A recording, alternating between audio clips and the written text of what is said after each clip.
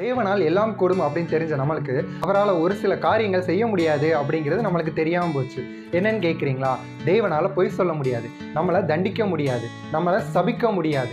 இது எல்லாம் ஏன் இப்போ உங்களுக்கு சொல்கிறேன்னா, நம்ம வாழ்க்கையில் ஏதாவது ஒரு தீமையான காரியம் வந்துருச்சு அப்படின்னா நம்ம சொல்கிற மொதல் காரியம் தேவனுடைய கோபாக்கினே நம்ம மேலே வந்துருச்சு, அதனால தான் நம்மளுக்கு இந்த கஷ்டம் அப்படின்னு சொல்கிறோம். நிச்சயமாக கிடையவே கிடையாது. தாயானவள் தன் பாலகனை மறப்போல அவள் மறந்தாலும் நான் மறப்பதில்லை அப்படின்னு சொல்லியிருக்கல.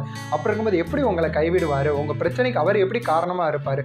உங்களுக்காக தன்னுடைய சொந்த குமாரனை சிலுவையில் பலியாக கொடுத்து உங்களுக்கு வர வேண்டிய பாவத்தின் சாபத்தின் தண்டனைகள் ஆக்கினை தீர்ப்புகள் எல்லாவற்றையும் அவர் மேலே சிலுவையில் வச்சு மறிக்க செய்தார் அப்படின்னா உங்கள் மேலே எவ்வளோ அன்பாக இருக்கிறார். வேதம் தெளிவாக சொல்கிறது அவர் நம் மீது அன்பாகவே இருக்கிறார் அப்படின்னு. அப்படி அன்பாக இருக்கிறவர் ஒருபோதும் நம்மளை தண்டிக்க மாட்டார், நம்மளை தீமைக்கு உட்படுத்த மாட்டார், நம்ம மேலே கோபம் கொள்ள மாட்டார். விசுவாசிங்க, தேவனுடைய நன்மையை பெற்று மென்மேலும் நம் வாழ்க்கையில் ஆசீர்வாதமாக இருக்கும்படியே கர்த்தர் தயவுள்ள கரம் நம்மளோடு கூட இருந்து வழி நடத்தும்.